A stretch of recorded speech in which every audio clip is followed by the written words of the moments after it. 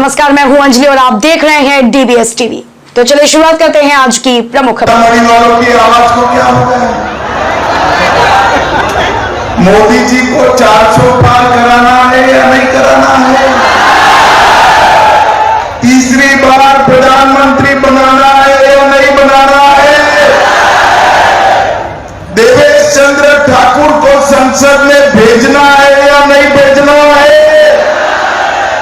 तो ऐसी आवाज नहीं चलेगी। मेरे साथ दोनों हाथ उठाइए,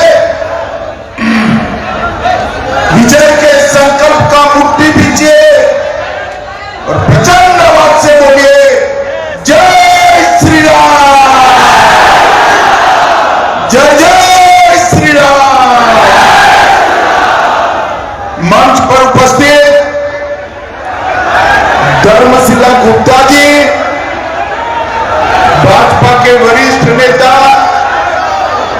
श्रीमान प्रभात झा जी, श्री राम कुमार शर्मा जी, सीताराम यादव जी, गायत्री देवी जी, श्री दिलीप राय जी, अनिल राम जी, श्री जायसवाल जी, ब्रिजेश माझी जी, राम नरेश यादव जी, बहन नगीना देवी जी, वैद्यनाथ प्रसाद जी, श्रीमती गुड्डी चौधरी जी, श्रीमती रंजू गीता जी, बहन रेखा कुमारी जी, त्रिविक्रम नारायण सिंह जी, बहन रीता शर्मा जी, और आज ये प्रश्न सीता माता की पवित्र भूमि पर इस विशाल सभा में आए हुए प्यारे भाइयों, बहनों, माताओं और मेरे जिगर के टुकड़े जैसे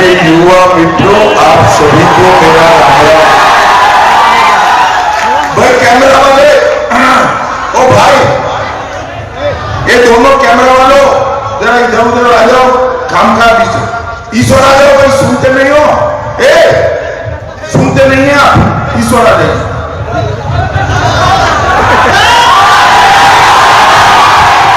सबसे पहले मैं गुजरात से आया हूं और देश के दूसरे छोर पर सीतामढ़ी में सीता माता की पवित्र भूमि को प्रणाम कर मेरी बात की शुरुआत करूं। यहां हलेश्वर धाम, पंचपाखर मंदिर, बोधायन मंदिर, बाबा नागेश्वरनाथ, ईशाननाथ मंदिर, ये सभी देवस्थानों की पवित्र भूमि को प्रणाम करता हूं। मैं आज यहां आया हूं तब महान स्वातंत्र सेनानी रामफल मंडल जी और आचार्य जेपी कृपलानी को भी मैं याद कर मेरी बात शुरू करना चाहता हूं। और सबसे अंत में जननायक कर्पूरी ठाकुर, जिन्होंने न केवल बिहार, देश भर के वंचित, पिछड़ा, अति पिछड़ा गांव, देहात, किसान, उनके लिए अपना जीवन समर्पित किया, वो कर्पूरी ठाकुर जी को भी प्रणाम कर मेरी बात की शुरुआत। भाइयों बहनों, यहां से लेकर अमेरिका तक मखान, पान, मांस, दही चूड़ा, इसके लिए एक क्षेत्र को पूरी दुनिया याद भी करती है और सम्मान भी करती है। भाइयों बहनों, सबसे पहले जब मैं आया हूं तब एक बात स्पष्ट कर देता हूं, मोदी जी ने 500 साल से रामलला टेंट में बैठे थे। बाबर के जमाने में राम मंदिर को तोड़ा गया। मुझे बताओ सीतामढ़ी वालों, राम मंदिर बनना चाहिए था या नहीं बनना चाहिए था? जोर से बोलो, बनना चाहिए था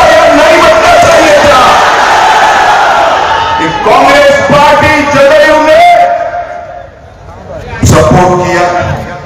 कांग्रेस पार्टी और आरजेडी कई साल तक राम मंदिर के प्रश्न को लटकाते रहे, अटकाते रहे, भटकाते रहे। मोदी जी को बिहार वालों आपने दूसरी बार प्रधानमंत्री बनाया, 5 ही साल में केस भी जीता, भूमि पूजन भी किया और 22 जनवरी को प्राण प्रतिष्ठा कर जय श्री राम। और मित्रों, मोदी जी ने नारा दिया वो जय सिया राम का।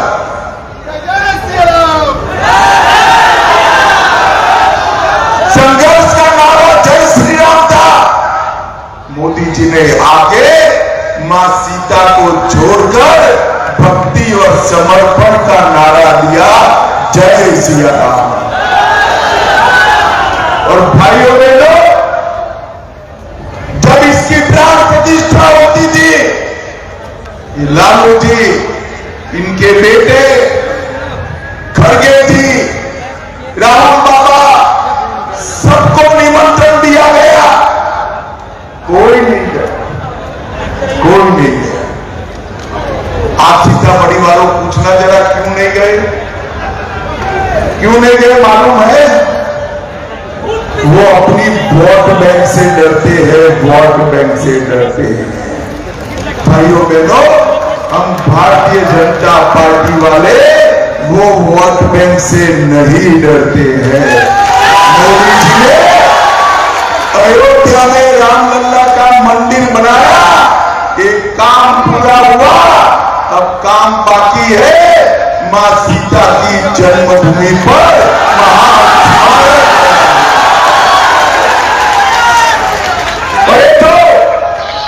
अपने आप को रामलला के मंदिर से दूर रखे हैं, वो नहीं बना सकते।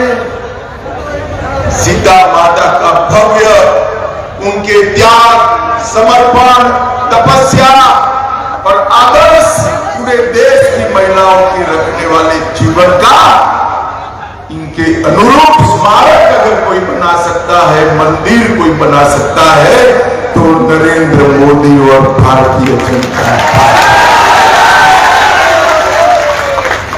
मैं आज आप लोगों को विश्वास दिलाना चाहता हूं, न केवल भारत, न केवल बिहार, न केवल पूर्वांचल, मिथिलांचल, पूरी दुनिया का आकर्षण का केंद्र हमारा सीतामढ़ी बने, ऐसा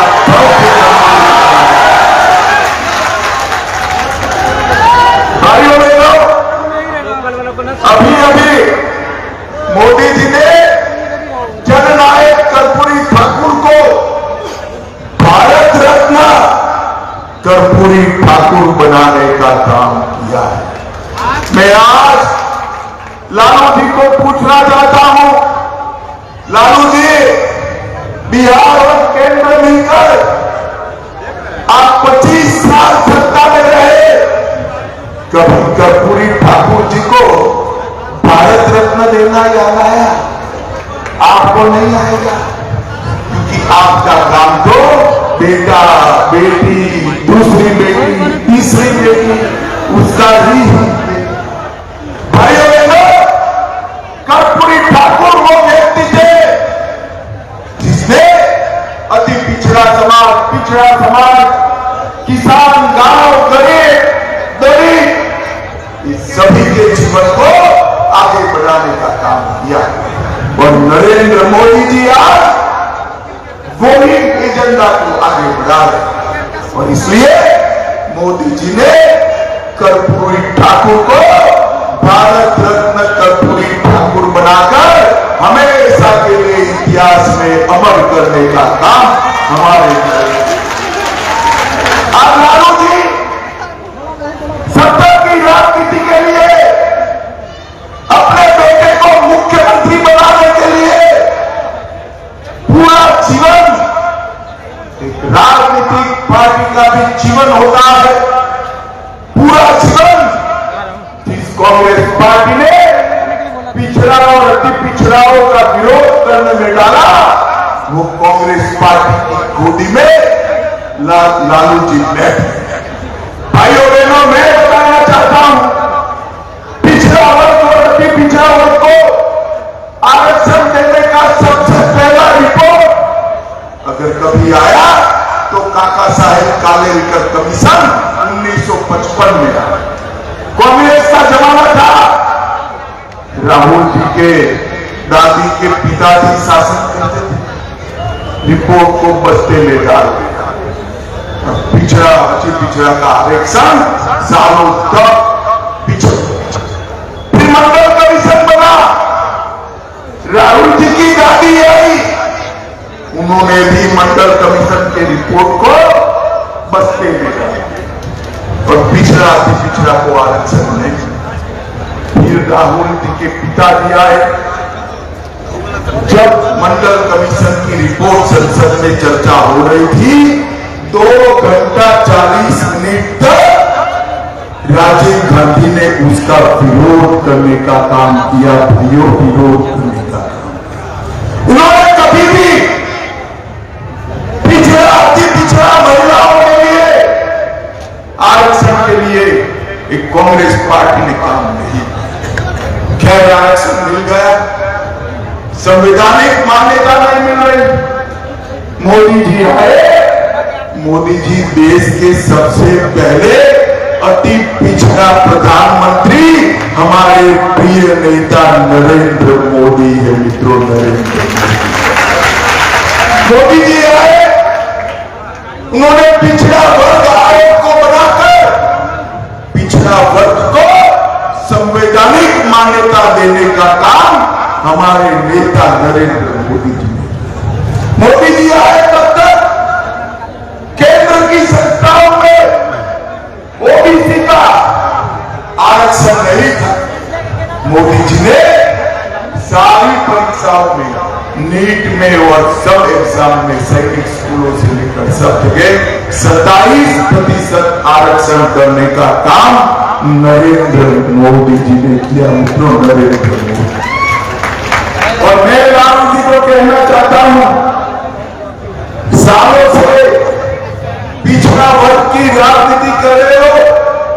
लालू जी, मैं जानता हूं आप बेटे को मुख्यमंत्री बनाना चाहते हैं, मगर सत्ता की लड़त इतनी भी क्या कि आप सत्ता के लिए पिछड़ा वर्ग की विरोधी कांग्रेस पार्टी की खोली।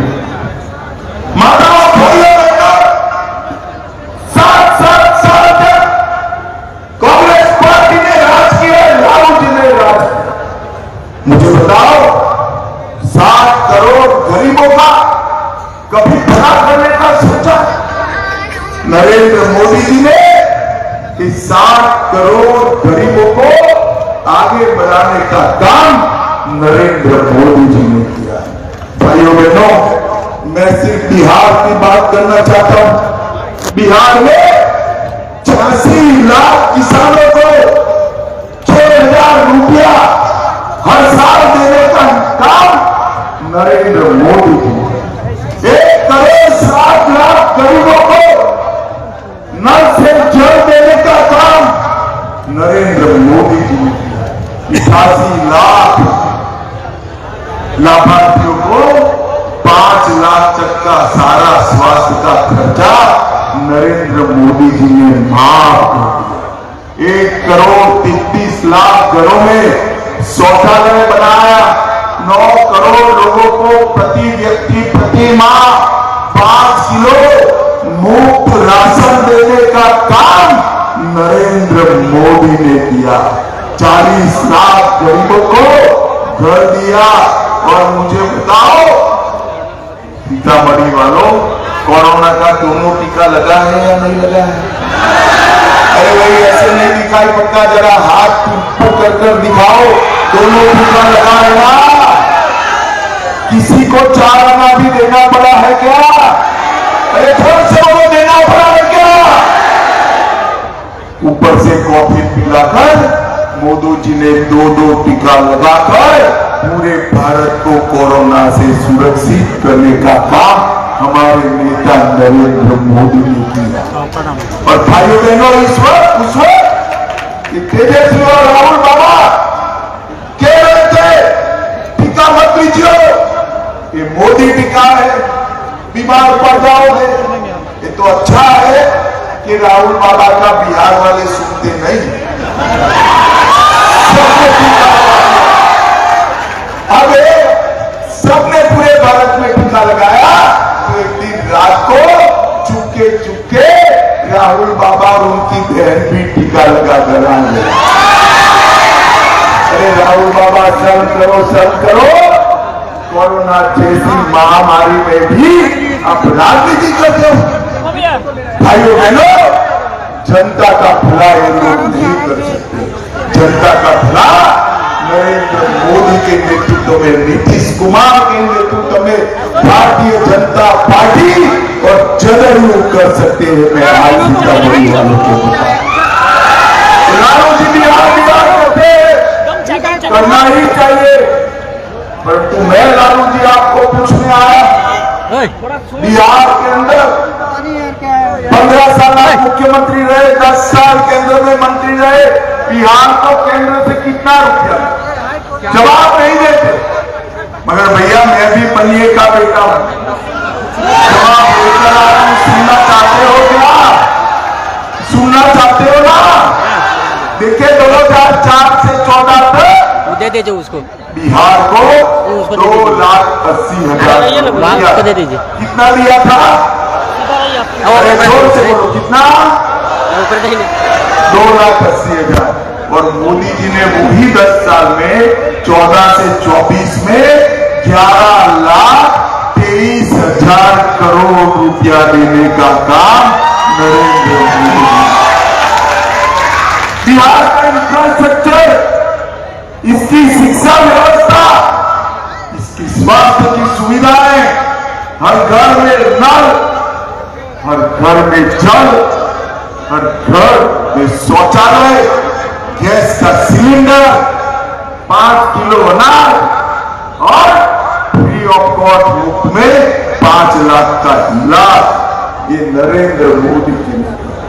भाइयों बहनों, मैं फिर से एक बार कहकर जाता हूं, लालू जी को पूछना इतने साल हुए पुनौरा धाम के लिए क्या किया। मैं कहकर जाता हूं, पूरी दुनिया आए ऐसा धाम बनाने का काम भारतीय जनता और हमारे जनकपुर को, हमारे सीतामढ़ी को रामायण सर्किट से जोड़ने का काम भी नरेंद्र मोदी जी।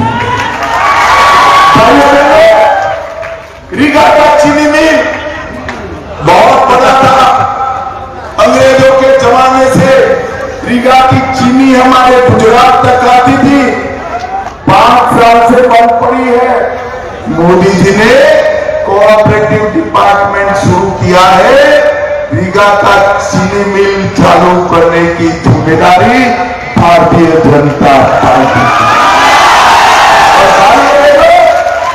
और इसमें इथेनॉल भी बनेगा, चीनी भी बनेगा, गुड़ भी बनेगा और इसका मुनाफा सीधा रीगा के किसानों के बैंक अकाउंट के अंदर जाएगा।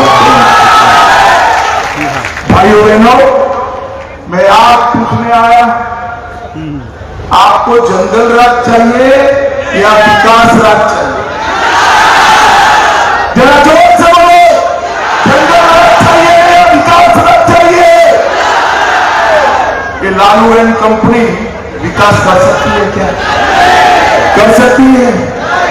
ये तेल पिवान पिलावन लठिया घुमावन राज चाहिए? इससे बड़ा होगा बिहार का। बिहार को आगे केवल और केवल नरेंद्र मोदी जी। भाइयों बहनों, मोदी जी ने बिहार के युवाओं के हाथ में लाठी की जगह मेड इन इंडिया स्मार्टफोन दिया है, सबसे सस्ता डाटा दिया है और एक इंडी गठबंधन वाले लालटेन युग में फिर से ले जाने। भाइयों बहनों, मुझे बताओ जरा सीतामढ़ी वालों, ये कश्मीर जो है हमारा है या नहीं है? अरे भाई कश्मीर तक आवाज जानी चाहिए। कश्मीर हमारा है या नहीं है? धारा 370 हटनी चाहिए थी या नहीं हटनी चाहिए थी? पाक ऑक्यूपाई कश्मीर हमारा है या नहीं है? Congress party Lalu and company 70 साल तक धारा 370 को एक अनौरस बच्चे की तरह गोदी में खिला दी। आपने मोदी जी को दूसरी बार प्रधानमंत्री बनाया 5 अगस्त 2019 को। मोदी जी ने धारा 370 को समाप्त कर दिया। और लालू बाबा कहते थे 370 मत हटाओ। मैंने बोला क्यों ना हटाओ? तो वो कहते थे वहां खून की नदियां बह जाएंगी। अरे लालू बाबा 5 साल हो गए राहुल जी, 5 साल। मैं आपको बताना चाहता हूं सीतामढ़ी वालों, खून की नदियां छोड़ो, किसी की कंकर जलाने की हिम्मत नहीं है। कांग्रेस वाले फारूक अब्दुल्ला हमें डराते कि पाक ऑक्यूपाई कश्मीर मत मांगिए, उनके पास अटल बम है। अरे राहुल बाबा आपको डरना है तो डरिए पाकिस्तान से के अटल बम से। ये तो 130 करोड़ का महान भारत है, किसी से नहीं डरता। मैं आज सीता माता की धरती पर कहकर जाता हूं, पाक ऑक्यूपाई कश्मीर भारत का है, रहेगा और हम जो लोग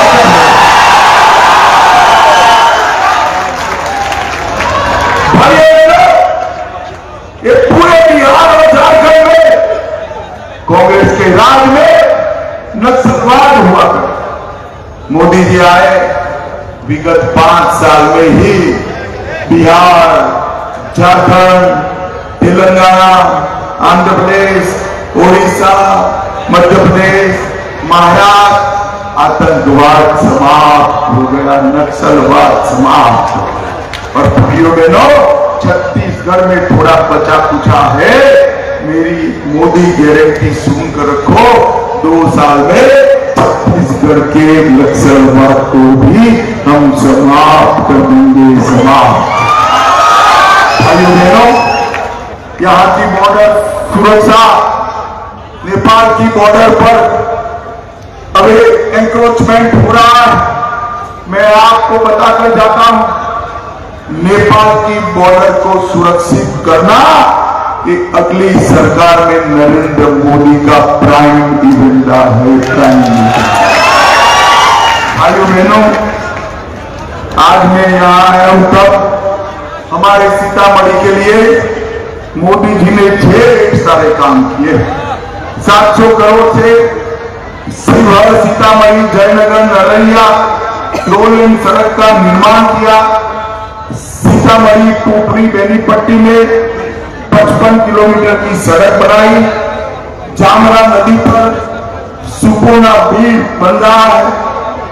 सीतामढ़ी में मेडिकल कॉलेज बनाया। सीमावर्ती इलाकों में सड़क का निर्माण जारी है। मुजफ्फरनगर, सीतामढ़ी, दरभंगा, सीतामढ़ी, रक्सौल रेलवे लाइन का विद्युतीकरण हुआ। पुनोला धाम को फिर से विकसित कर रहे हैं। मैसूर से बाजार समिति रेलवे ओवरब्रिज का निर्माण किया। 1,73,000 लोगों को घर दिया। 2,50,000 लोगों को आयुष्मान भारत का कार्ड दिया और 3 लाख लोगों को गैस का कनेक्शन, 6 लाख लोगों को मुफ्त अनाज, 5 लाख लोगों को नल से जल और 2 लाख किसानों को किसान सम्मान निधि देने का काम भारतीय जनता पार्टी ने किया। भाइयों बहनों, मुझे अब सीतामढ़ी वालों इतना बताओ, हम बिहार और भारत को आगे ले जाना चाहते हैं। क्या नरेंद्र मोदी जी को तीसरी बार प्रधानमंत्री बनाओगे क्या? अरे जोर से बोलो यार, मैं इतनी दूर से आया हूं। बनाओगे? कैसे बनाओगे?